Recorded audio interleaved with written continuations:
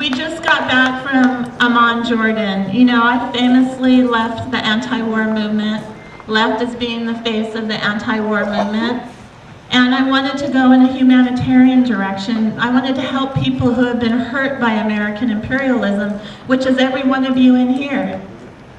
Everybody in the world has been hurt by American imperialism. So that's a big job. There's a lot of things to do.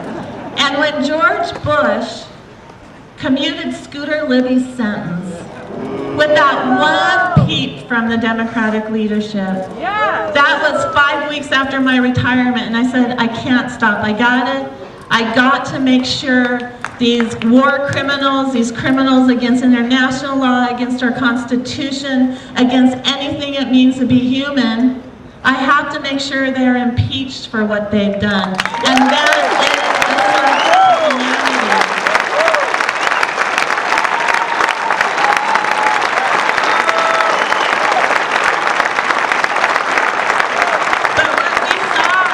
Jordan was devastating. Many people in America might not feel the pinch of American corporate military imperialism, but the people in the Middle East are sure feeling that pinch. Where there's 2 million refugees in Syria from Iraq. There's 1 million refugees in Jordan from Iraq. And these countries are still trying to absorb the refugees that have been pouring in there since 1947 when Israel occupied Palestine. So it's this destabilization. The refugee crisis is destabilizing the entire Middle East. And I don't think the people here in America know that we have brothers and sisters there who don't have even access to the education we have here, since George Bush's No Child Left Behind has made education a laughingstock. We're like number 47 in the world in education. They don't have jobs, they can't work, even to do the barest work that we do here in America. And if you still have a good union job or still have a good job, you're one of the few Americans that isn't having to work 2 or 3 jobs just to make ends meet and just to pay for health care. So these people who have been not only killed, which is over 1 million Iraqis who have died as a result of George Bush's oil war and war for profit, but there are millions who have had to flee their homes. And have you heard one of our elected representatives talking about that? We have to stop the war to help the people of Iraq? No! Nobody says that. If they do say anything about the war, they say it's mismanaged, as if you could manage a war properly. So, one of the ways that we will achieve true and lasting peace is if we realize that everybody in the world, not just white Christian Americans, deserve a basic standard of living. That everybody is valuable. And yes, we might not be having bombs dropping on us here in America, but bombs are dropping on our brothers and sisters in Iraq and Afghanistan. Whether there are bombs or insurgents' bombs or Al-Qaeda's bombs, people are being killed because we're occupying their country for no reason. And the people of Iraq want us out. People always say, Cindy, what would you do? I said, well, I'd bring the troops home immediately. Well, what would the people of Iraq do? You know what? They are the cradle of civilization.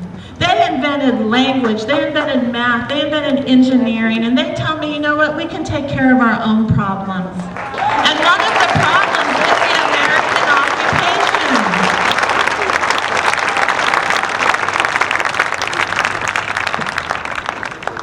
There was a little controversy at the breakout session when Matt Rothschild of the Progressive said that George Bush and Dick Cheney were mentally ill. And you know, it could, you know, and I can see how that can offend people who work with mentally ill people, who have loved ones who are, and you know, there's a wide range of, you know, mental illness, and maybe all of us can claim a little piece of that pie. But however, I believe that George Bush is a sociopath, and I believe even though he's a willing puppet, he is a puppet of people much smarter and more devious and evil than even he is. Yep. So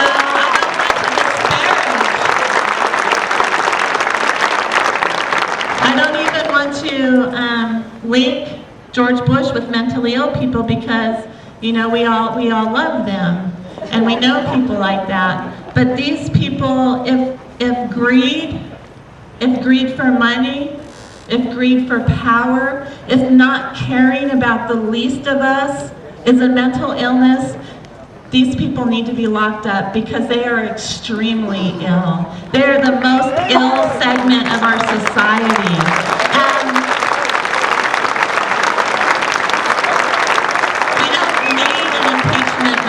We need an imprisonment movement. Now, many of you, including Midge Miller, were active in the anti-Vietnam War movement. And it took a long time. Too many people died. Too many people were hurt. Too many mothers were devastated. Too many families, Vietnamese and American, were hurt. And finally, our troops came home. You can't say they came home with their tail between their legs, because they were sent there by cowards who had their tails between their legs. And they're using the same rhetoric. We can't sneak home with our tails between our legs. We can't lose another war. And the Democrats are not hammering this home, that this war was lost before we even invaded. That this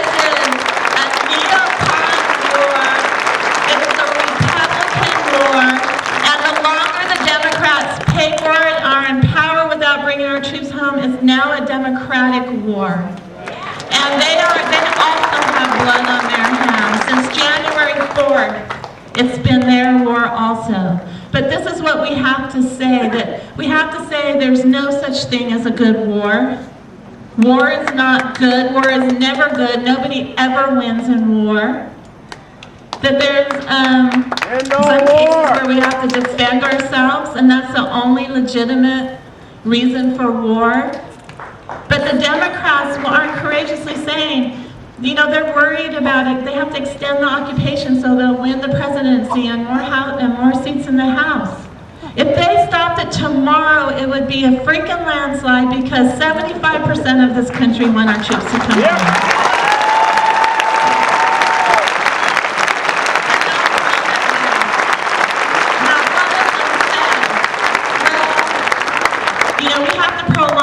So we can take back the White House, but that's really a shame about all the Iraqis and Americans who have to die in the process.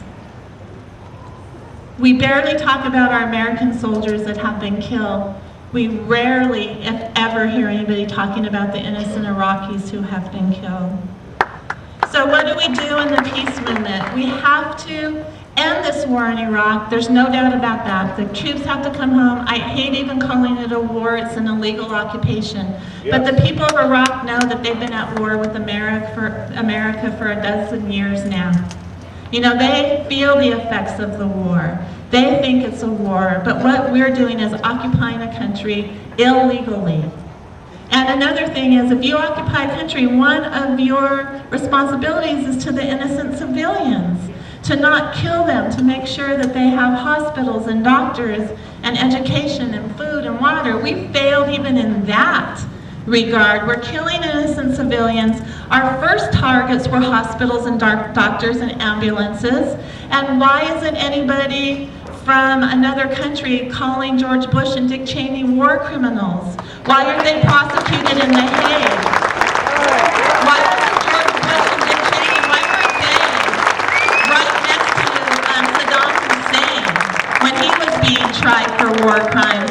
For one thing, Cheney, Rumsfeld, and the rest of those, they were complicit in Saddam Hussein's war crimes. They gave Saddam Hussein the weapons that could kill the people of Iraq when the Saddam Hussein regime was in power. And when we supported them in their war against Iran, and we were supporting Iran, with weapons too. And I was on the plane with a Republican yesterday. He said, Saddam does have weapons of mass destruction. They're going to find a large cache there one of these days. And he said if he had only let the inspectors in. So I enlightened him, I said it would probably help if you turned off Fox News once in a while.